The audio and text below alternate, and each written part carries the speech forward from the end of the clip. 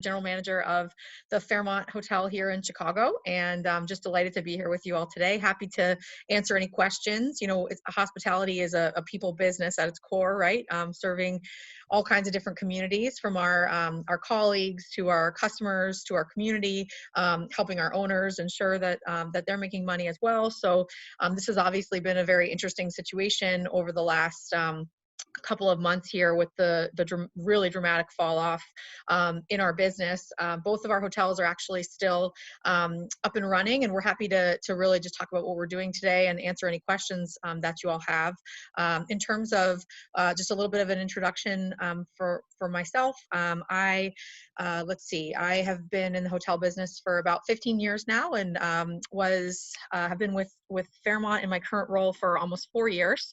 It's a 687 room hotel, for those who aren't familiar, just north of Millennium Park, with about 60,000 square feet of meeting space. And so, you know, we're really fortunate to have a great team, and I joined the company 4 years ago, really because I was very excited about the values of the company, all the people that I had met from Fairmont, the beautiful portfolio of hotels that the company had, and you know, it's been really great since Accor has purchased the company, just seeing us to get to be a part of that larger European family as well.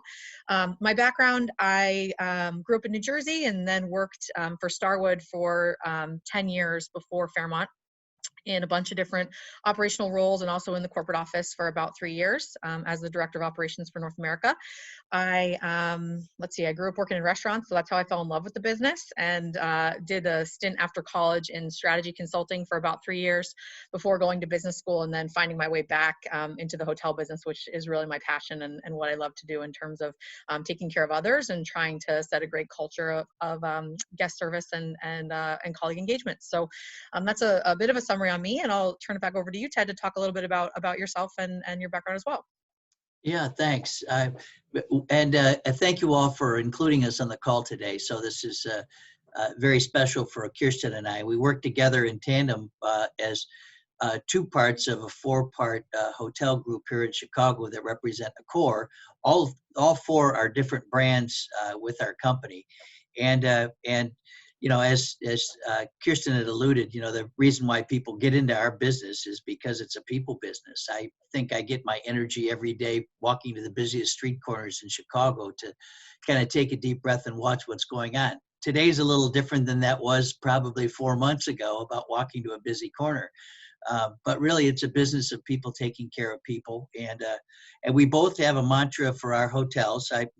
Mine currently here at the Swisshotel is creating memorable experiences one heart at a time, and we really try to let that motto ring. I know Kirsten will share hers with you here in a minute.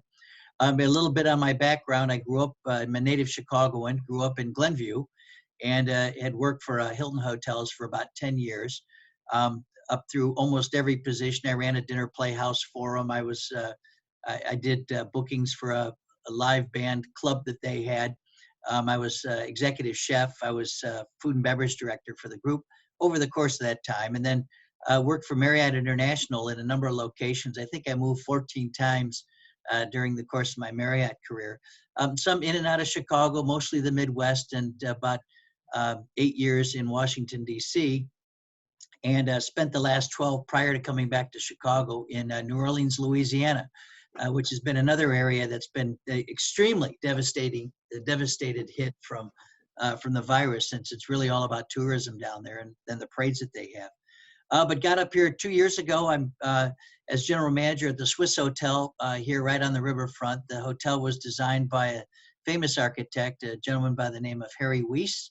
It's a triangle, so you get a view of either the lake or the river and the lake. That was the plan when they built it. And they, about 9 years ago, added a convention center on the property that was an extension over the top of a par 3 golf course right at Lakeshore East, which is kind of in between Kirsten's hotel and my hotel. She and I are connected by pedway, which is kind of cool because I'll run into her downstairs while we both trip to get a coffee at Dunkin' Donuts when we're trying to That's get right. up. Right. So, but he brings me crawlers. Yeah, right. And there's 5 hotels that are in this part of Chicago, but by mandate for the community, everything that's new built here is connected by pedway underground, which is a real blessing as we try to put groups in that are big enough to compete with the hotel group over at McCormick Place. And hotel's 43 stories high, 661 rooms. I've got about 70,000 square feet of space. I've been general manager in 5 different brands, and absolutely love coming back to Chicago. This was my first trek with Accor. I've been so pleased. They really, the nuanced differences between Hilton, Marriott, and Accor from a management strategy perspective are excitingly different with every step of the way. And Kirsten worked so long with Starwood.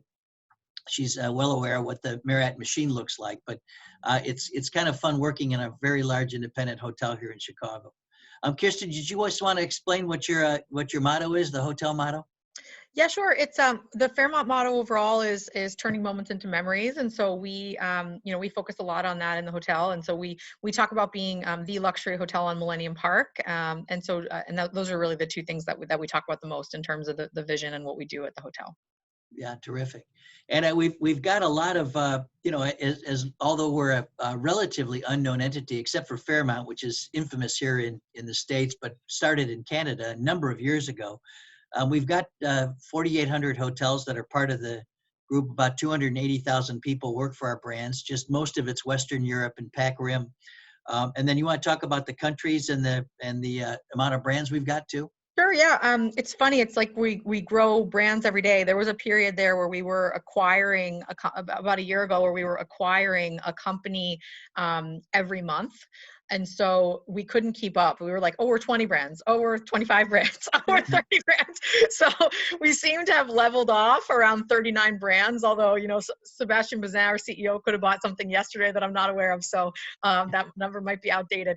But 39 brands. Last week we counted 100 countries and about 700,000 rooms. So it's definitely an exciting time to be a part of the company. It's growing a lot, and which is it's really nice to be a part of something that has been growing.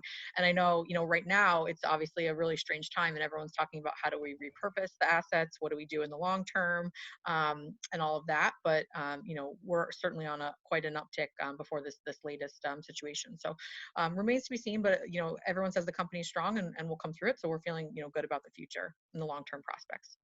Yeah, on the near term, we ended up, our CEO Sebastian Bazin is a genius, and he's been trying to put together a conglomerate of businesses that are related to the hotel business, unlike what's happened in some of the other major brands that have moved in and out of being totally focused on hospitality and hotels. And being part of Marriott for so long, we owned part of an oil refining company. There was some great tax benefits as a result of that, but airline feeding was one of the initial businesses that the Marriott family had gotten into, and that sold, was repurchased, sold again, was repurchased again, and sold, and at a profit every time they ended up making a move through the company. Sebastian really has identified a number of businesses that are relevant to hospitality and nature. As an example, the United Center here in Chicago, which houses our Bulls and does a fantastic job. There's a space in Paris called, it's a Accor Center, I think, right, Kirsten?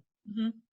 Yeah, I think it's called Accor Center, and they have live concerts and they have sporting events, et cetera, in that. He also bought a concierge company, and he's bought a lot of the initiatives that drive booking third-party business into our European hotels. So he developed a plan which he's called Asset Light, which means that they don't maintain a lot of the holdings of the real estate, that there's a management contract that comes along with the process.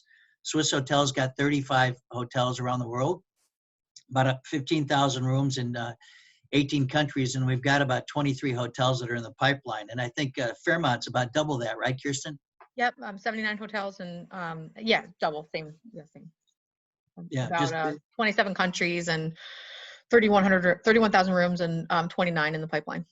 Yeah, big entities, and most of Accor hotels have been developed through the select service brands. I would say like Courtyard Residence Inn, Fairfield Inns is a general similarity, and they've found that it's a lot more profitable to get into the luxury hotel business. So when they bought FRHI, which is Fairmont Resort and Hotels, Raffles was included in that group. and which is a very high-end, above and beyond Ritz-Carlton and Four Seasons. And they found that the revenues and the profits were terrific. So they're continuing to develop these luxury brands in our portfolio.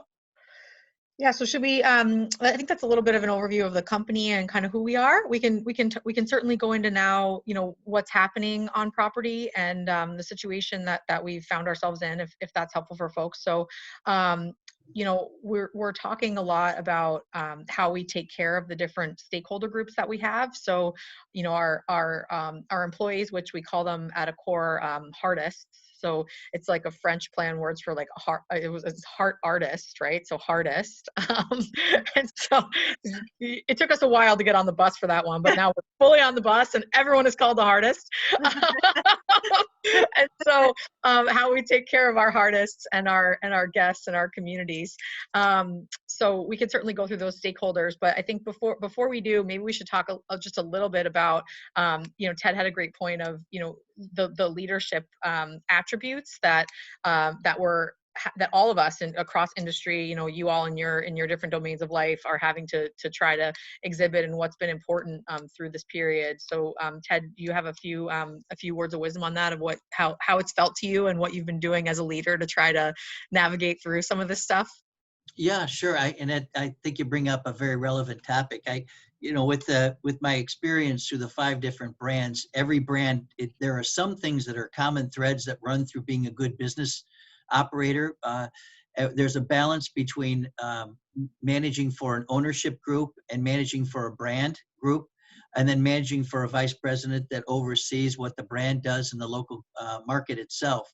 And having some good P&L understanding on understanding those balances, but also driven by what revenues, how to exceed and attain market share, what the flow through looks like for the profits, so that there's some sort of gross operating profit line as a result of that, have been dramatically important, and particularly over current day.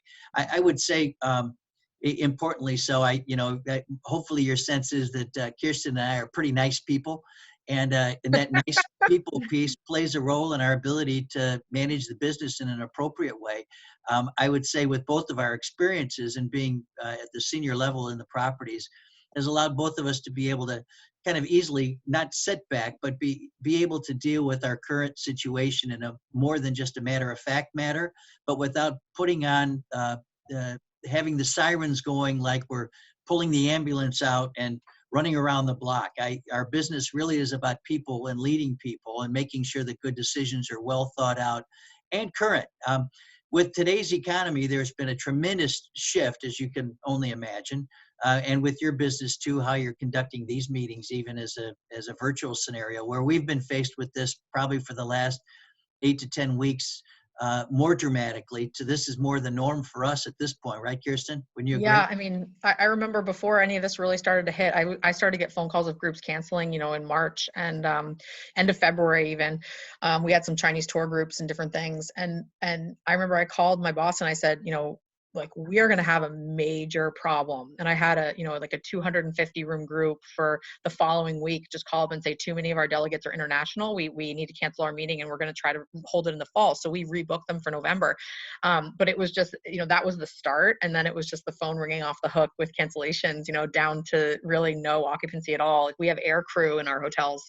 So both of our hotels are still operating basically for the air crew. And that's pretty much most of the business that we're getting. So it's definitely been a very interesting kind of nosedive in the demand generators for our industry, clearly. And for me and for us, having to adapt to that on the and flex our costs down requisite to the fall off in demand was a really difficult exercise, frankly, because it honestly just kept getting worse. And now we're starting to see how will that be lifted, and all the conversations about how to come out of that and how we rebuild again out of that. But certainly, like, the shutdown process was a great exercise in what I would call like plan and adjust, right? We would make a plan, and then like the next week that plan would be outdated and you would need to make a new plan. So throughout that entire cycle, I think for me, one of the main things that I kept saying to my team is, we just have to keep communicating with empathy and transparency, right? Because this is impacting all of our employees. You know, we laid off 95% of our employees, or furloughed them.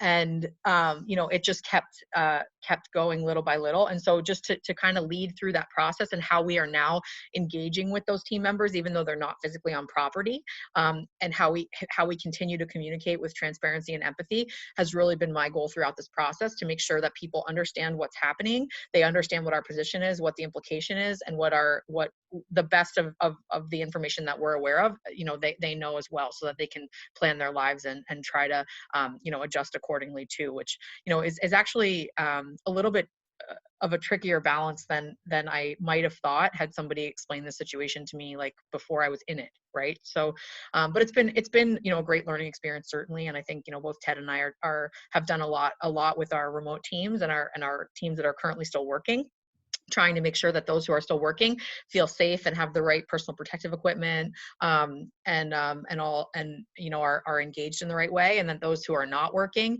you know, I was just talking to one of my security guards yesterday on the phone, and you know, helping them through the unemployment process, helping them through, you know, understanding, you know, what the outlook looks like for us and what they can expect, even in an uncertain time, you know, has been a really big focus of my energy and time, just in terms of like updating our Facebook group, getting more people to join our Facebook group, you know, sending out letters to our colleagues, you know, letting them know of different educational opportunities.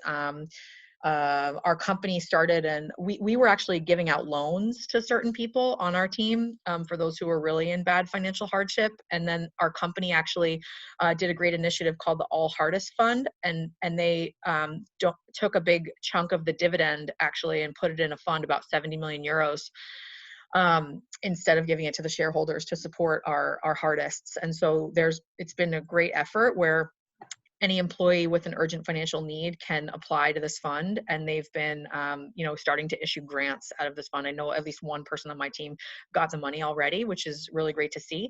And now we're actually doing fundraisers to continue, because actually that money is starting to run out, like, which is shocking. It's, you know, 70 million euros, but there's a need for more. And so we're doing fundraisers on properties with our customers, et cetera. We're all getting together, the 4 hotels in Chicago, on May 16th, and doing a fundraiser for that fund as well. So just trying to support people in any way we can through this. You know, we've been providing meals at my hotel once a week that any colleague can come and pick up a dinner for 4 for free, called our We Love You Wednesday meals. And, you know, that's been received very, very well. So just a lot of initiatives with our employees, because, you know, they really are, you know, the number one asset in the business. And we talk about the service profit chain all the time, in terms of, you know, you take care of your employees, you take care of your customers, who then want to come back again, and that takes care of your business. And now is really you know, the time where you put your money where your mouth is, of, you know, yes, we're providing medical coverage for all of those people, which is great. But we can't, you know, we can't pay them obviously during this time. So they're collecting unemployment from the government, but how do we keep them engaged? How do we keep them, you know, supported in whatever way that is best for them during this time? We've been trying to work with, you know, other partnerships with other companies who are hiring, and sharing those opportunities for people who want to get a temporary job working in a grocery store or other types of things. So we've been making those partnerships and then sharing those links as well. And some people have gotten other jobs in the interim. And we hope that they'll come back to our hotel in the end, when they say they're going to. So that's been a huge part of our time, is really trying to put our money where our mouth is, on actually taking care of our people, even though they're not currently working, and really treating people with the Fairmont values, the core values, the way people should be treated, through this really difficult process. And, you know, people do seem to understand. It's very hard, obviously, it's very challenging. But we have to do the best we can to try to take care of people, because, you know, they're going to be on our team moving forward, and we want to obviously make sure that the community and the culture that we've built lives on, even though they're not currently able to come and earn a paycheck. So I could talk about this all day. Sorry, I'll get off my soapbox. But no, but I'm obviously very passionate about this, because it's really sad, right?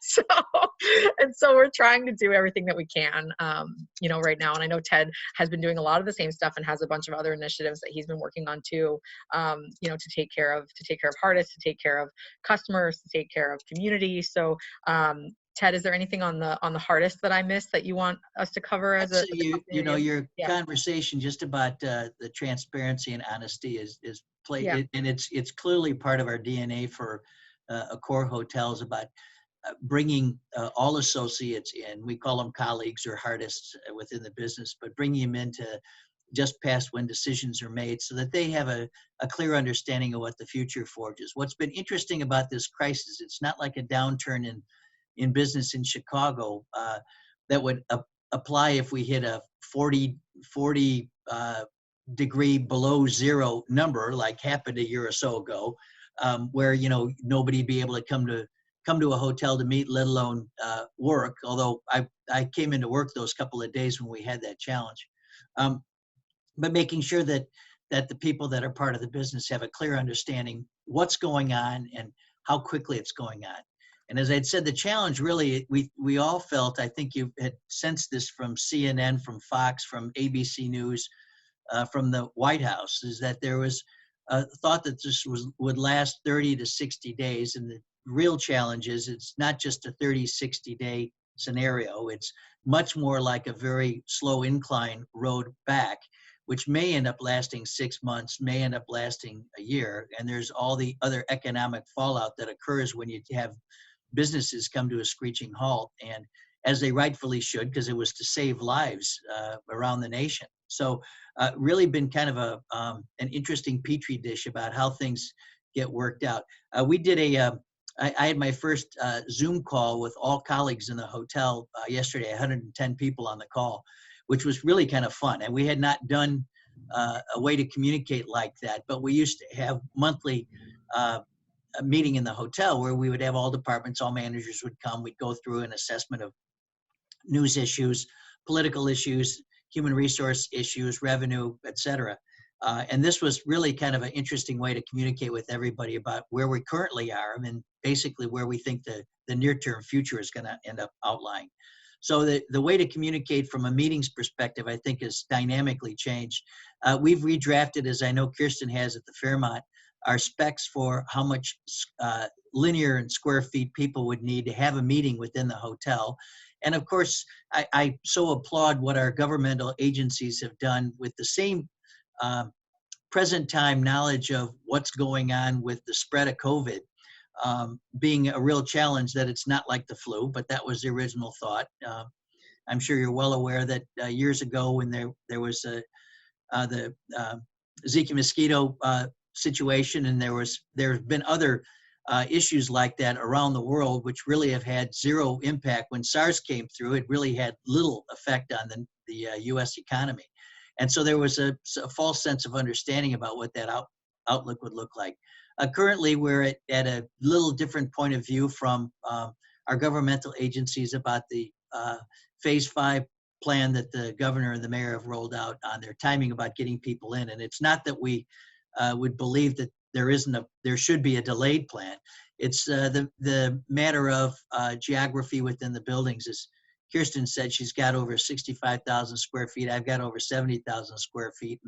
And we can take groups and have everybody spread out to hit the social distancing monitoring appropriately within the hotel and take probably more than there would be an expectation. So we're trying to work through that with local federal government as well. So, Kirsten, do you have anything to go ahead? I'm sorry. No, go ahead. yeah, we actually have a lot of really great questions coming in. So I wanted to start popping some of these questions in right now. So first off, someone's curious if your properties, union properties, and if Local 1 have their own list of requirements for the employees who are working on property. Sure. So my hotel is a union hotel. Every department is union other than like front desk and security and concierge. So so largely unionized. Local 1 has actually been they've been very partnership oriented through this entire process, and they asked for information about what we were doing for people right at the beginning, and we had provided all the different things that we were doing in terms of PPE, tracking employee sickness, all of the different all the different safety precautions that we were taking, and they were happy with that. They just did send through another information request this week, and we have a meeting, a face-to-face meeting with that, not in person, but over Zoom next week to kind of go through their stuff. But the demands have been quite reasonable, and actually what I would expect in terms of them just checking that in partnership with them, that we are protecting our employees appropriately. So I've been very pleased with how they're handling this and our partnership with them through all of this. And I think their requests are really what they should be in terms of making sure that people are safe. That's great. Yeah. So my hotel's non-union. I have union engineers. They're part of 399, which is the same engineering union that Kirsten has, and they have a CBA, collective bargaining agreement, that they participate in. Even though I'm non-union, there's many things that we do that are exactly the same, from a pay and benefits perspective, from offerings in the hotel, how the colleagues are treated in both properties is very much aligned, and the intent is that our hope is that they remain so happy that there's not a need for a third party within the property itself. This hotel is a little over 30 years old and has always been set up as a non-union entity here in Chicago. okay, I have another question. So did many spring and summer meetings and events get rescheduled for later this year? Yes.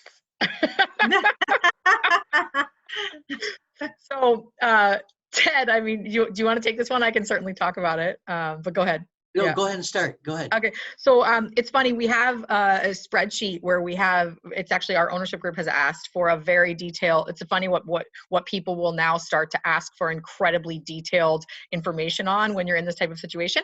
So so we have a spreadsheet with every single group for the remainder of the year, and then their deposit schedule and whether or not we have their money, right? So and so it's very interesting. Every week we send a cancellation report every day that we've been doing for the last 2 months to the ownership group. And then now once a week, we have this deposit report that goes out too. And it was funny because I just looked at it before this call. My DOSM sent it to me, and it was, almost everything now through August, pretty much, is has now canceled or rescheduled for either later this year or into next year. And it's been very interesting also because, on the one hand, you have everything canceling. On the other hand, we just got a 200 on peak 4-day meeting request from a pharmaceutical group for August.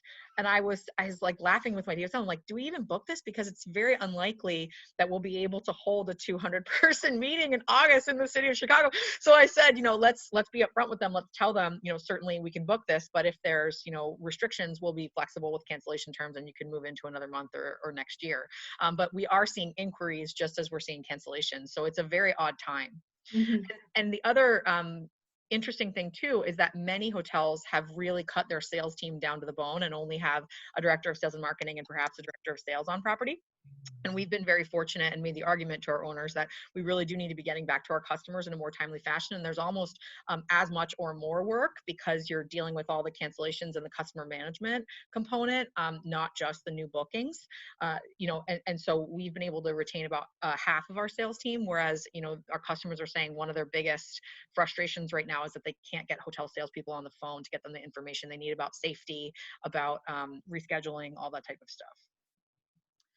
For us as well, the cancels were up to an insurmountable number. I think a lot of groups, as they well would request, were trying to appeal their contracts as a result of force majeure, and the state and city government have been very reluctant about putting that out, other than the fact that it is an epidemic, but about making it so, because that would be a breach in the contract based by an act of God that would allow the customer to be able to cancel with no penalty. And so, we're just trying to protect our businesses as best we can. Most things through July, August, as Kirsten said, my hotel have moved to a different time, but many of them, frankly, through Chicago are probably a year away from rebooking. A lot of the large groups, we still have a couple that are going to be McCormick Place related that happen later in the fall.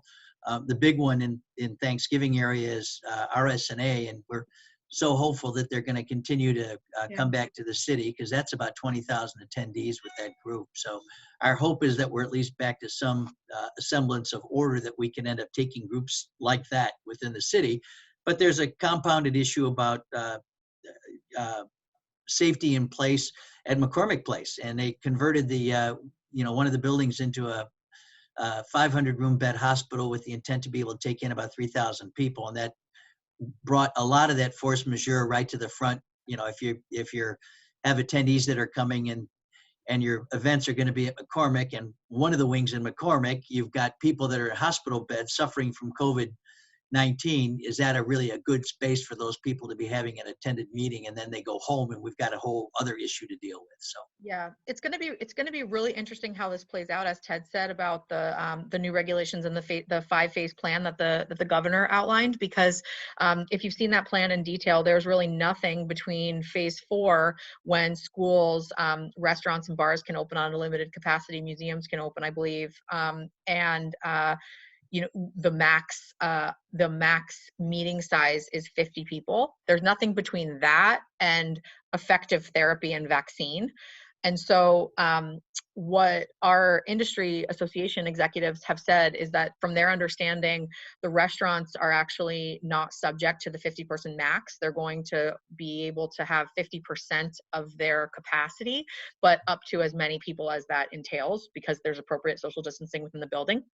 So we're going to try to make the same argument on behalf of the ballrooms, that perhaps if before I could put 1,000 people in my ballroom, maybe I can put 300 or 400 or 500 safely with social distancing. Because, we did an analysis that said, what if through the end of the year, I could only have a 50-person meeting in my hotel? What would that do if all of my meetings that are over 50 people were to cancel out of my hotel? And I go from having $5 million in banquet revenue alone, forget the rooms revenue, down to $50,000. So it would really be, a very terrible situation. Now, granted, public health, I understand, if they really think there's no safe way for us to execute a meeting in a socially distanced way, then that would be the safe thing to do. But the argument is, if people are going to Target, if people are, doing all different things, could they still have a safe meeting if they so choose? Especially, we're instituting so many safety protocols. It's almost like running a hospital versus running a hotel. You have, we're going to have temperature checks at the door for guests and for employees. We're going to have, elevator max capacities. We're going to have, there's just so many, we have shields at the desk. Yeah, all those face shields, like we have all of that going into place. And there's a document from our corporate office with probably like 3,000 new SOPs and things that we need to do. And so we're adapting also on the banquet side too. How do you serve a 200-person meeting with no buffet, as an example, or with all attendance, because people aren't going to want to touch tongs. So all these types of practical matters that we need to make sure that we're putting into place to do a meeting in a safe way. It's very, very interesting during these times, because there's a push and pull of, are we going to have the business to even generate an ROI on all the equipment we would have to buy in order to do that? And so there's a little bit of a, if there's no ability to have a meeting beyond 50 people, would I make the investment in all of this additional equipment that I would have to purchase in order to make this a safe thing? Or is it actually not worth it and you should just wait it out? So we're trying to figure out what that's going to look like. But we're operating under the hypothesis that there will be something between a 50-person meeting and full freedom with a vaccine and a therapy. And that we'll be able to have, some semblance of a meeting as we used to be able to in some safe way. Sorry, that was a long answer. No, it's quite all right. So someone else asked, are you seeing success in selected properties where states and countries are starting to reopen? Yeah, so it's been interesting, like different states are, you can see, the New York Times has a really good tracker of what states are reopening and what all the regulations are and all those types of things. And so, there are, as states start to reopen, I saw some data that showed that occupancy in Galveston, Texas, as an example, jumped up to 30%, the first weekend that they enabled people to, have freedom and move around. And so I think that our hypothesis is that leisure demand obviously will come back first, and regional leisure without people, getting onto planes. And perhaps that people will try to go to more parks and outdoor type of destinations, resorts, as opposed to, city hotels, perhaps, although we're hoping that we get some regional traffic, here once the restaurants and things open. And then obviously, business travel, meetings and events next, and then international travel later. So there are some promising signs, but it's still pretty early. And so I don't have a lot of really good data to share. I don't know, Ted, if you've been on any other calls or heard more than that. Just a couple of things. As so stated with many of the larger hotel companies, I think we're fourth largest in the world at this point. But that business in China is ramping up, not quickly, but is ramping up to, as Kirsten had shared, probably in the 30% range.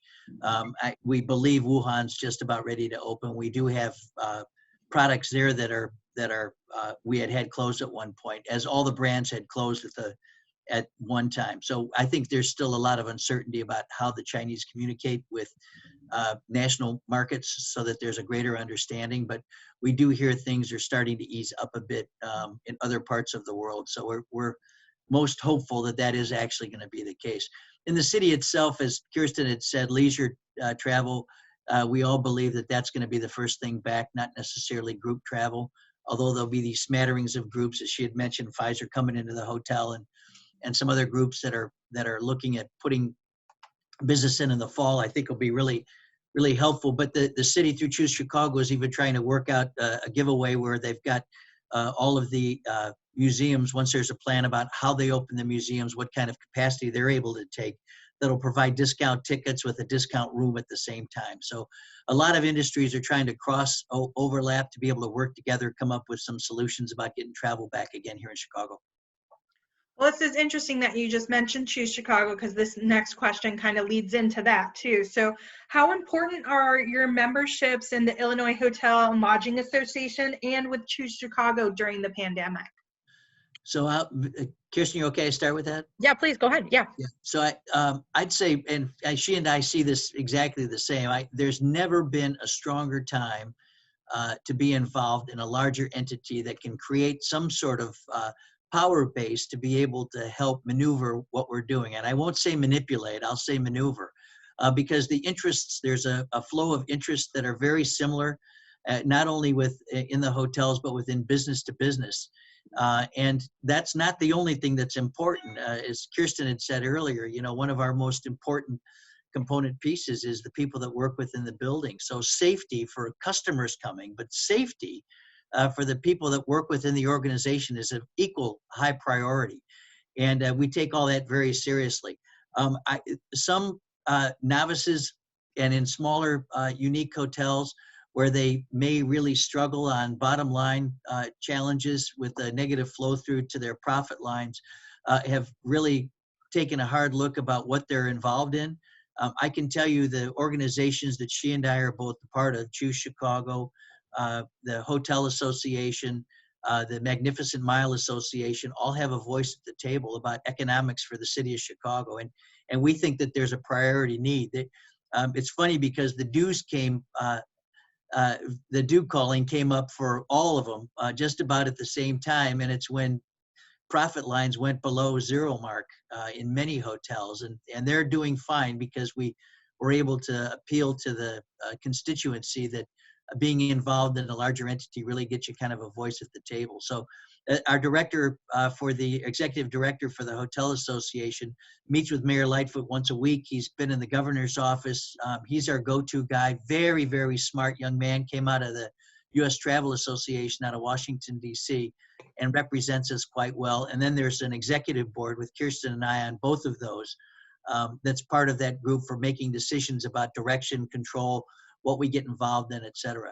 I just, as a sharing note, which you may not be aware of, to close a hotel is a dynamic, challenging process. It doesn't mean that all the costs are eliminated. There's hotels which will go without name, not hers or mine, but that run in the negative numbers by month, below check writing line, $5 to $10 million. And so hence, when you look at numbers like that, the economics of those businesses supplying jobs for 1,000, 2,000 people affects every neighborhood and city of Chicago. Because there's a lot of people that work in the hospitality industry that work in a restaurant, work in a hotel, and that's having an effect on how they're able to pay their rent, how they're able to put food on the table at home. Yeah. The only other thing I'll say, because Ted, that was very well said. I totally agree with everything you said. The other thing that I'll add is that those associations and those groups really give us the ability to network with one another and create relationships to be able to, aside from even just the political advocacy and that type of work, just to be able to call each other and say, what's the intel that you're getting? What are you planning on doing? How are you handling this? What are the best practices in terms of how you're best taking care of your employees and all that type of stuff? I find those relationships to be invaluable, and my colleagues that I've met and networked with through those organizations are really, I honestly couldn't do my job as well without them. And I get those relationships and that ability to connect with them through those associations. Agreed. Okay. What do you think about this week's intro to the sanitation programs being released through the AH and LA and the major chains? You want me to go or you want to take it? Sure. No, go ahead. Yeah. Yeah, I think it's great. So I think it's vital right now. The biggest thing on consumers' minds is cleanliness and hygiene and sanitation right now. Things that we used to try to hide away in night cleaning, right, is now front and center and top of mind for people. How are you cleaning this and how are you cleaning that and what's the process for this? And so we need to make sure that we're at the forefront of that. It's been interesting for our company. We've actually been expressing some frustration, frankly, off and on of like, where's our announcement? What's our thing? And we announced a partnership with Bureau Veritas in France, but that doesn't mean a whole lot for people in North America where that organization is not as well known. And so our teams, it's interesting, although there is a lot of work happening behind the scenes, we have not been on the forefront of the press releases, but it's kind of great to see. There's almost a difference between what is happening. There always is, right? There's what's actually happening, and then there's what are people talking about and getting positive PR for.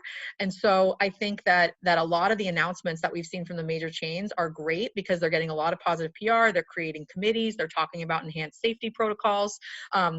I think the AHLAs, making sure that everyone gets together, Accor, Marriott, IHG, all those companies, and has a common language or set of standards is a great first step. But that's going to be table stakes, I think. I think that there is absolutely the need to exceed that baseline benchmark that they're setting, because that's an industry-wide standard, and there's a difference between different types of hotels and the types of business that we serve in terms of whether you're a large convention facility or whatnot. So it's going to be it's good to have that starting point, but there is, I think, the ability to differentiate yourself through doing more and different things. And then how do you really get that vetted by an expert? Like we have a gentleman from a doctor from Johns Hopkins that we're going to be in partnership with, and he's consulting on all of our plans to make sure, because there's a lot of things that are, and you're contacted by a lot of vendors all the time that say, oh, you need electrostatic sprayers. Okay, well, there's a lot of research that shows that electrostatic sprayers don't actually necessarily do anything more than just cleaning the room properly in the first place. It's more of a PR and what they're calling like the theater of cleaning. So there's a lot of investment going into things that sound really good that maybe don't even clean the room any better, but that's okay because people want that, so we can spend money on that stuff and do that in addition to like our regular cleaning protocols. So I think there is like some enhanced cleaning protocols that are being put into place, and then there's some additional things that are more to make people feel at ease, more than they actually are to provide more disinfectant. And so I think it's important that we all do this in the near term. It was important all along, and now it's just getting more visibility, right? All along we should be having the appropriate cleaning procedures. All along we should make sure that we're disinfecting. All along, there's all that, and now there's just going to be a new normal and a much more heightened sense of what people will and will not expect when they're not in their own home in terms of cleanliness and hygiene and sanitation. Even will the handshake survive? Who knows, right? So at least for some period of years, right? So there's just all this sensitivity now that we, in terms of serving people, when the mentality of the populace has changed, certainly in the short term, but probably even in the medium term to longer term, there will be some things about this that the public awareness has just changed in such a way that we we need to adapt our operation. And it's important that we as a hotel community do that together, but then also try to go above and beyond and differentiate on behalf of our companies. Yeah, all the major brands have taken next steps and as Kirsten had said years ago, that we should have done this without a doubt. This just kind of pushes it forward. But as we have done with this gentleman in charge of disease control from Johns Hopkins, and he's helping us with certification of each of the hotels. And we had developed a relationship with a company called Emocot, which was out of Western Europe. That was our first tackle onto it. Then Veritas came on board. We're also nationally subscribed to Ecolab as a partner here in the U.S. about right chemical solutions and proper cleaning methodology, as well as how many times on the frequency make a lot of sense, because you could have somebody cleaning the same thing over and over and over again, and if it doesn't do any good, what's the whole point? So we've had a lot of experts really helping lead the way about what's going to make the right choice for us to protect consumers when they stay with us and protect the people that work in the building. Do you think that that's going to have like ServSafe and other sanitation certification locations kind of change the standards to what they're expecting in training and such? Yeah, I do. I think we both go through a quality management audit within the hotels a number of times a year, where we bring in an expert that's been outlined about the right things, and most of it's been about service procedures with a mild touch on cleanliness. I think that's going to be turned upside down, and it'll be tremendous on the cleaning perspective. And there'll be tests around it. You know, we talked about getting ultraviolet lights for the hotels. Not sure if there's a benefit. You know, years ago that used to be the benefit to see unwanted stains within a room itself. But there's a whole bunch of new procedures that'll help kill germs that we're just now getting exposed to that I think will be beneficial. Kirsten, you have something to say? Yeah, we're talking about, so our company is asking that we do a 48-hour settling period for every room, which, you know, works when you're at a certain occupancy percentage, right? And the question becomes, okay, how do we ensure that it'll be a great problem to have when our occupancy returns to a level where we can no longer do a 48-hour settling period? And so, you know, the main reason for that is there's things that you can't actually effectively clean in a room to the level that you would want to, right? Like a pillow, for example. And so if it's pretty gross if you think about it. So if we can't do, yeah, I'm getting the heebie-jeebies, right? Roy? So if we are not able to do a 48-hour settling period, the plan is actually that we need to remove the pillows, let them sit somewhere for 48 hours to be able to have any debris or germs or whatever it may be, you know, be gone from those pillows, and then you do a pillow rotation program. So there's all kinds of things like that before we didn't, you know, we didn't really do anything with that, and we probably should have. And now we're putting all those protocols in place. No, it was change the pillowcase, and that cleaned the pillow. And right. A lot of our hotels have 4 pillows per bed. So what they've instructed us to do is pull 2 of the pillows, so you have 2. And again, this is not to get on the gross side of it, but what we have found out recently is that, you know, oh, good, thank you. You salivate while you're sleeping, and your nose gross. That nose run and the salivation may go through the pillowcase into the pillow. That's why they believe the 48 hours makes a lot of sense. Anyway, bring your own pillows. Yeah. Yeah, right. I was gonna say, are you guys gonna start selling pillows now, or pillow or put a upgrade? plastic cover on the pillow. Yeah, thanks. Okay. Assuming things continue to improve, what advice do you have for a hospitality student looking for a position in a hotel in the fall? Well, this, you know, that is such a great question, because this is so non-millennial answer I'm going to give you. And some of it's based on my own personal work experience, and a lot of it's based on what I see that comes our way from college graduates. And many have an expectation that they need to start maybe just below vice president level to be considered what's going to be top of class about what they do. And I have such an appreciation for that intellect and that, you know, and that ability to drive forward, as many of them have shared about their parents' experiences, that their parents have predominant jobs in high positions, that the pathway to get there, and there's been a number of different strategies about it is that you leap steps at a given time. I can tell you, and I know Kirsten would support this, is that the jobs from ground up play a great role on your ability to be able to manage as a leader in the building and understand the questions and concerns that someone may have that's washing a dish, that's cleaning a banquet room, that's shining a set of shoes, that's carrying a set of bags. The amount of intellectual property that you gain from those jobs about customer preference, customer satisfaction, that may generate a tip if you're heading into that role, really play a great dividend when it comes to building a career. I can tell you, I'm a foodie through and through. My mother taught me how to cook, love cooking. I taught food and wine for Marriott for 15 years. I absolutely adore it. I ran the food and wine experience down in New Orleans for 5 years, and it was about 40,000 that would come in for that. Absolutely adore it. And I have to tell you, one of the greatest learning jobs I ever had was as director of sales and marketing.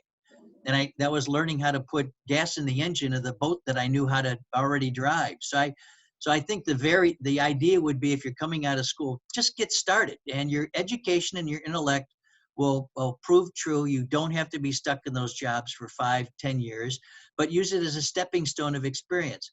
In the event that you are in a spot that looks like it's going to take that long, once you've kind of acclimated to what the business is, change companies, move up in a different style hotel, get an experience that you think you might not have gained by utilizing all your assets in the one particular spot. And I think a lot of times people assume that they get some longevity, that there's an expectation they get moved ahead.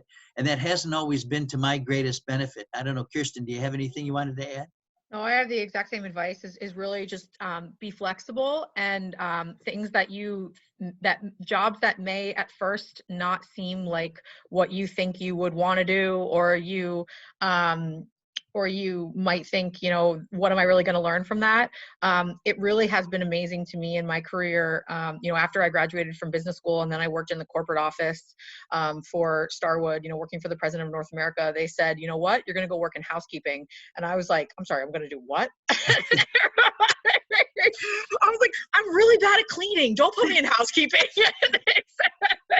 They said it's a leadership job. You need to, learn. And I was like, okay, totally. That makes sense to me. And so I had to learn, all kinds of things that I never knew in a million years about leadership, housekeeping in particular. And honestly, it was one of the most fun jobs that I've ever had, and definitely the most rewarding. And to this day, I look back on that knowledge as, extremely valuable in my current position. So you just never know where you're going to learn. So I would just encourage you to be open and to be flexible with the opportunities that you're seeking, and be able to tell your story in such a way, less about what you want to do, but about the type of person that you are, and the type of worker that you are, and the types of learning and growth that you're looking to get out of an opportunity, as opposed to specifically the skills that you're looking for. Because really that leadership opportunity, that work ethic, that team experience, all of that, regardless of whether you're washing dishes, you're checking someone in, or you're working in PR, it doesn't really matter, as long as you're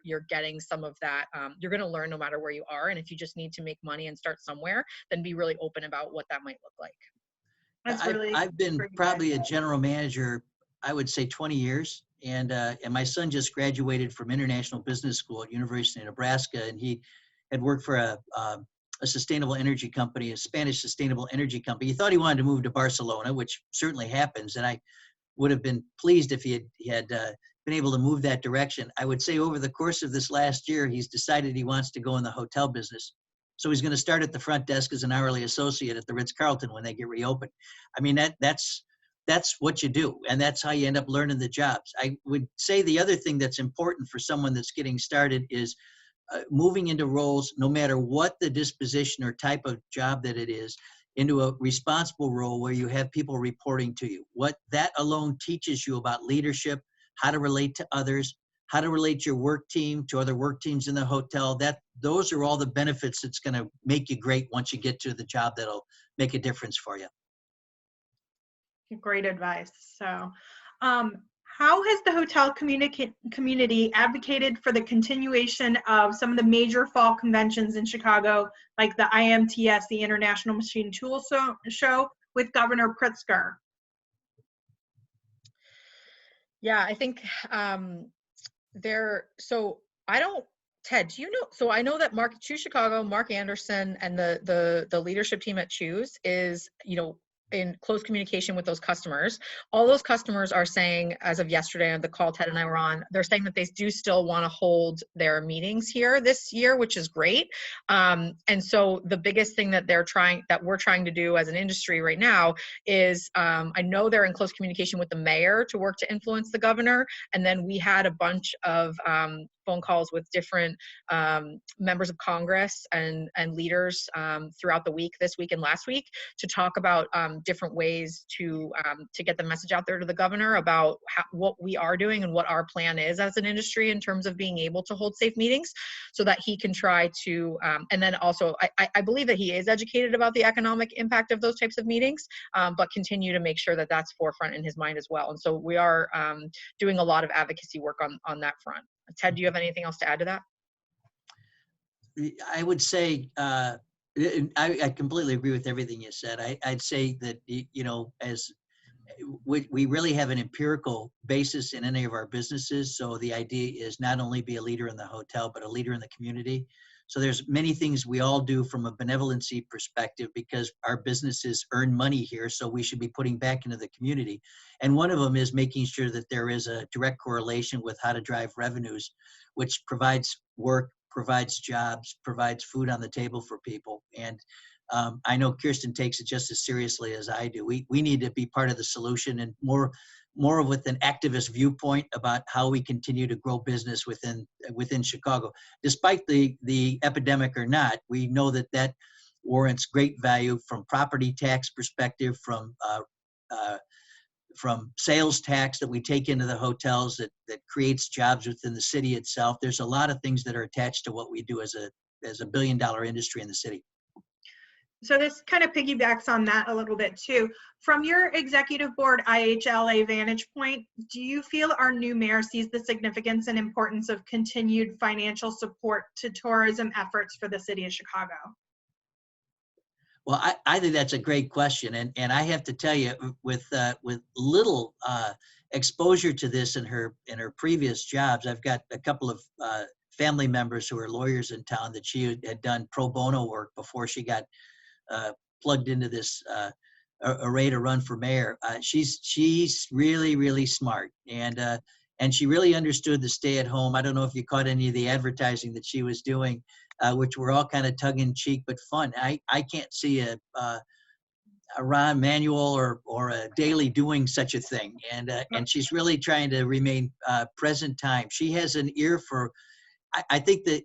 And she's a Democrat, and I think she really has an ear for our industry because she realizes that her constituency, the population of all the jobs that run in Chicago, really have a greater effect on Cook County and not only city of Chicago. And that being able to allow for some economics for those people to earn a living is as important for her. So she's got an ear for it.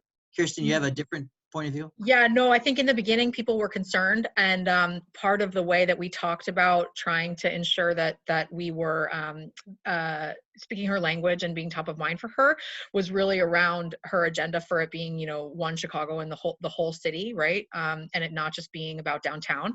And sometimes hotels can get a bad reputation for just being about downtown and glitz and glamour and vacations and all these things, but really making sure that she understands our ability to help with workforce partnerships and all of these different things to keep people working to revitalize neighborhoods, to get the tax revenue. And she is very smart, and she seems to have been responsive to that message. So I know that the governor, we were talking yesterday on our call about how she could, in her comments today, make some comments around the convention center not reopening and hit that directly. And Michael Jacobson from the IHLA said that he's pretty confident. Now, who knows what will happen, but they've been working with her to explain to her the impact of those meetings and to make sure that she understands that there is a possibility that those types of things could reopen safely, so that she doesn't kibosh it in her comments from the start. So I think that she's open to listening and to trying to understand what that plan could look like. Yeah, and like you were saying, Ted, she was doing all these advertisements. She was all over every different social media platform too. Yeah. I mean, she really, she's on TikTok and everything. So So it's Well, she interesting was to see her walking everywhere. around with security, but she was going to parks telling people, and legally, I think that there's some issues around, because there's been some other states where they've taken people beyond task to jail about not practicing distancing or opening their business, et cetera. I haven't heard any of that, but I think she has a love for the people that live here, and it shows. She was in and out of her car scolding people. You get out of this park because you're not supposed to be standing together. I thought it was kind of cool because you haven't seen other mayors, my opinion, after being in Chicago in my whole life. I haven't seen anybody as much of an activist for the people here as she's been. Well, she's a mom, so. Yep, right. So, all right. I think we actually got through the questions that we had. It was a great amount of questions from everyone, kind of all over the board too. I love it. I love that we were able to talk a little bit about some advice for our students and all of that. This has been actually a great pleasure. I can't believe it's been an hour. This time just flew by and everything. Thank you both so much for joining me today, and for oh, I see we're getting some applause around the room. Yeah. Oh, that's applause. I like that. Yeah. That's kind of cool. I'd like to know who's in Paul Romer's car behind him, though. I think probably that's, yeah. He's always got something going on. Okay, actually, so this is a 1952 VW bus, Cool. and out cold marketing. I work with experiential marketing. I teach hospitality management, and they have really cool vehicles, and they provide strong engagement with. And so one of the things that I think is going to occur with many meetings is that we're actually going to use more experiential marketing, smaller meetings, more engaging, using more sensory things, more taste, touch, and smell, to really make engaging, memorable meetings. So, Awesome. There's a ton of these great vehicles. Yeah, awesome. Nice. Cool. Really Nice cool. to share. Well, thank you all so much. Thank you everyone who joined us today. If you have any questions or need anything at all, have any topics that you would like to see, please reach out and contact me at taste@nl.edu. Thank you again so much, Kirsten and Ted. This has been such a pleasure. We've learned so much today, and I hope that everyone has a fantastic weekend. The schedule for next week will be coming out later this afternoon. If by any chance you do not receive the schedule and you want to be part of our Taste Talks, please again reach out to me at taste@nl.edu, and I will see people next week. Thank you. All right. Thanks, everybody. Yeah. Stay safe and love your family. Thank you. Have a great day, everybody. Thank you. Bye. Bye.